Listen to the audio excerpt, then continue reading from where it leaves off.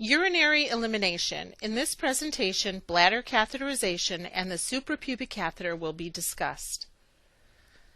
Bladder catheterization involves inserting a tube through the urethra and into the bladder to drain urine. This is an invasive procedure that requires a physician's order and meticulous attention to sterility. Due to the association between catheters and urinary tract infections, there must be a justifiable reason for their use. Examples of appropriate indications for catheter insertion include to relieve acute urinary retention, to monitor strict I&O when patients are critically ill. In this situation, urine output is carefully measured on an hourly basis to assess especially the condition of the kidneys. An hourly volume of less than 30 milliliters is a sign that the kidneys are stressed and could be failing. A catheter may be placed for a surgical intervention. However, soon after the postoperative recovery period, the catheter is removed to prevent infection. Another appropriate indication for a catheter is to allow healing of a sacral or perineal wound. Constant moisture from urinary incontinence prevents wound healing and can cause further skin breakdown. A catheter may also be inserted to assess post-void residual volume. Post-void residual volume is the amount of urine that remains in the bladder after an individual urinates. If post-void residual volume is high, this is an indication that there is a problem with complete bladder emptying. Further evaluation and management is required. Post-void residual volumes can also be assessed non-invasively with a bladder scanner when one is available.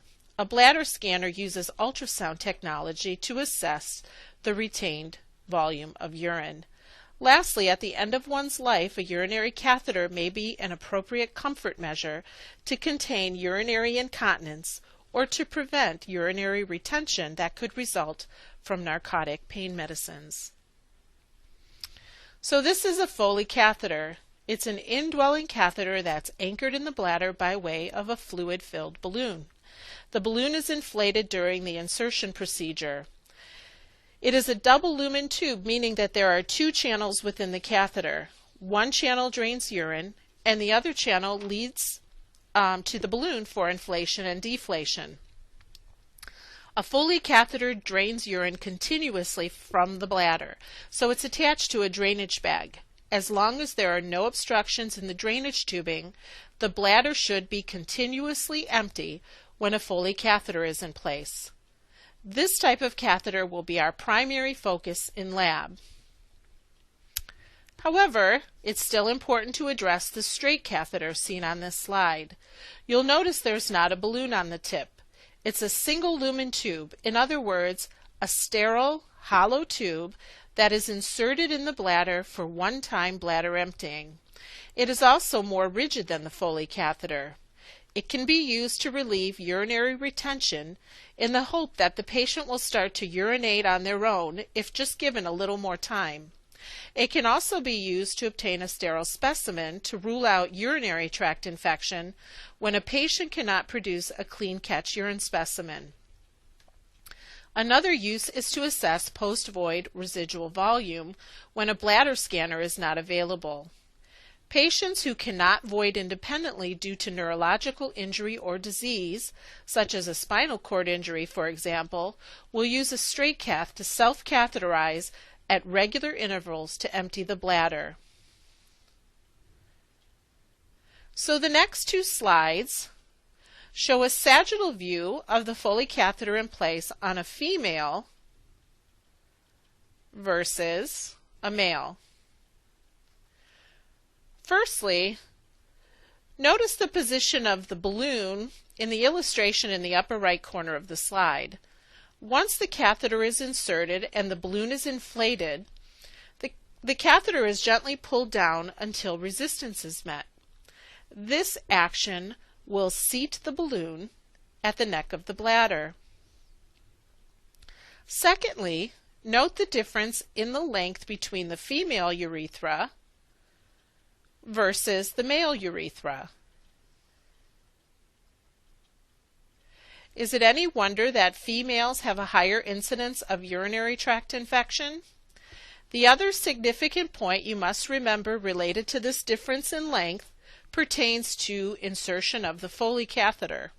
Because the Foley catheter requires balloon inflation, it must be inserted far enough into the urinary tract so that the balloon is inflated in the bladder and not in the urethra.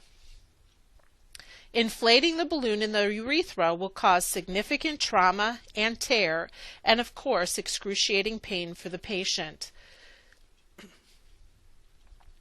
During your lab session, you will learn the parameters for insertion on each gender to avoid this complication, which occurs more commonly in men. We cannot talk about urinary catheters without addressing catheter-associated urinary tract infections. This is a major complication associated with urinary catheters. Basically, think of the catheter as a red carpet for pathogens to travel up and into the urinary tract. Catheter-associated UTI, or CAUTI for short, is the most common healthcare-acquired infection. As of October 2008, Medicare Medicaid Services deemed CAUTI a preventable complication. As of this date, hospitals no longer receive additional compensation for its treatment. This sends a very strong message to the healthcare team, namely, CAUTI results from substandard practices and indiscriminate use of urinary catheters. CAUTI has very serious consequences. It increases morbidity and mortality, and it can lead to urosepsis. Urosepsis is a disease in which the pathogen from the urinary tract enters the systemic circulation. The risk of CAUTI increases with each day that a catheter remains in place. So what's the bottom line? Avoid unnecessary use of indwelling catheters and remove them as soon as medically indicated. This slide and the next are taken right from the CDC website. So how does the patient's urinary tract become infected? The infecting microorganism may be endogenous, meaning that it came from the patient, from their meatal, intestinal, or vaginal flora. The most common endogenous bacteria is E. coli, which is found in the intestinal flora. Or alternatively, the infecting microorganism may be exogenous, meaning that it came from an outside source, usually by way of the contaminated hands of healthcare personnel during insertion or manipulation of the catheter and the collection system. CDC core strategies for prevention of CAUTI are as follows. Hand washing. Hand washing remains one of the most effective ways to prevent the transmission of infection. It can never be compromised. And be aware that the healthcare team is audited on a regular basis by quality control personnel who observe and report hand washing practices. Insert catheters only for appropriate indications as discussed earlier in this presentation. Leave catheters in place only as long as needed. The need for the catheters should be assessed on a daily basis. Ensure that only properly trained personnel insert and maintain catheters. Catheter insertion is not a skill that should be delegated to nursing assistants. It is reserved for the registered nurse because of the advanced training and depth of knowledge an RN possesses. Catheters are inserted using the strictest of sterile technique. Following insertion, the connection between the Foley catheter and the drainage system must never be opened.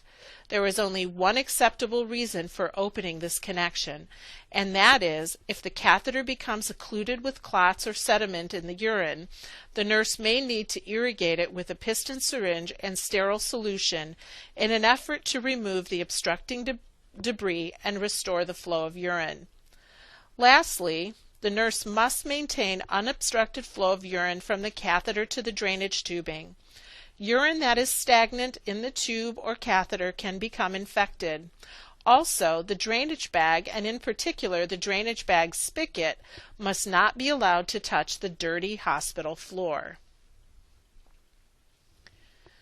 This slide compares side by side the difference between female and male catheterization.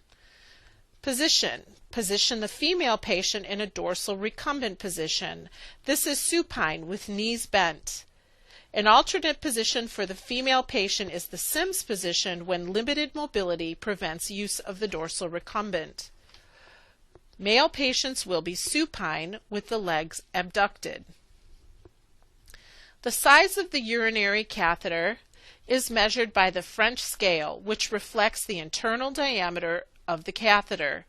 According to Perry and Potter's Skills Manual, most adults should have either a 14 or a 16 French catheter to reduce the risk of urethral trauma and infection.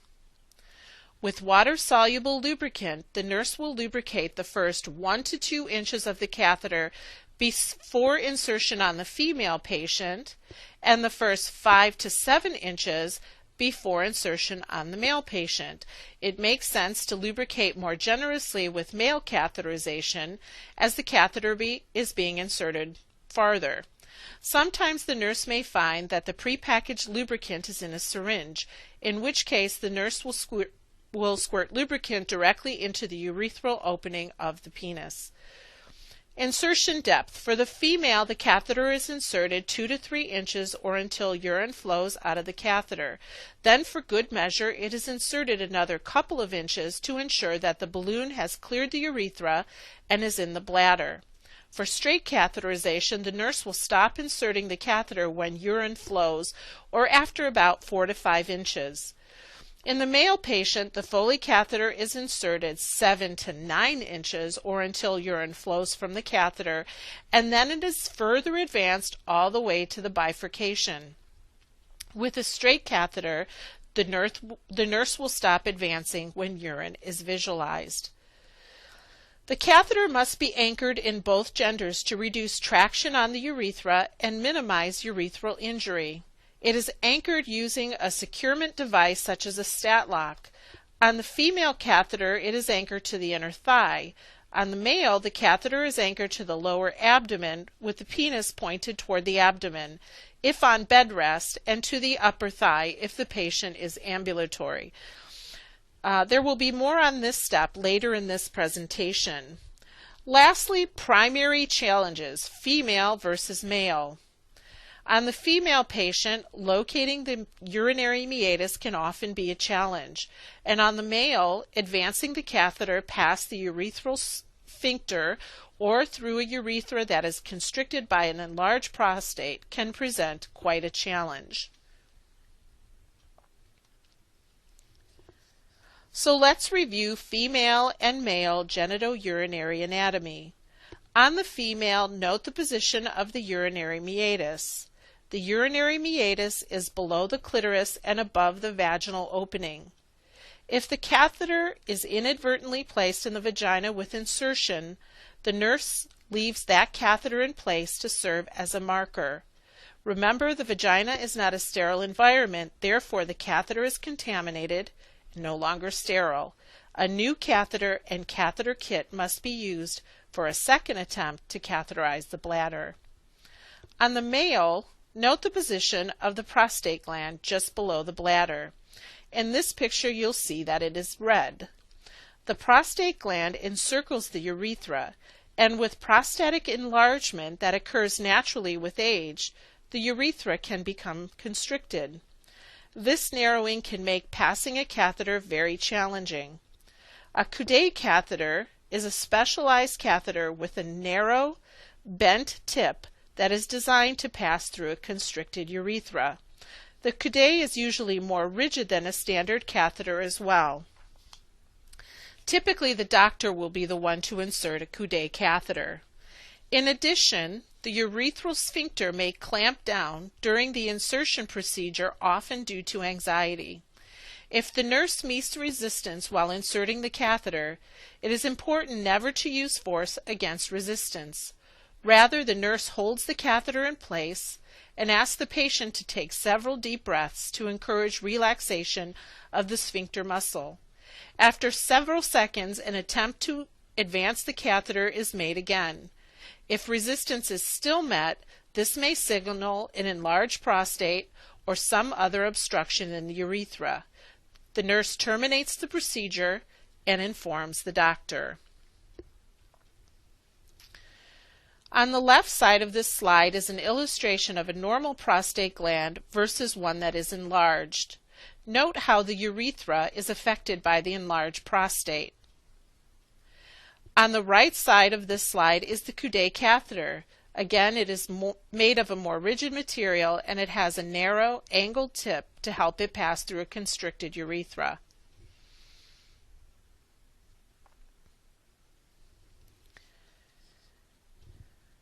After insertion, the Foley catheter must be anchored in both genders to reduce traction on the urethra and minimize urethral injury. On the female, it is anchored to the inner thigh. On the male who is on bed rest, it is anchored to the lower abdomen with the penis pointed toward the chest. This position reduces pressure on the penoscrotal angle. If this is not practical, the catheter is anchored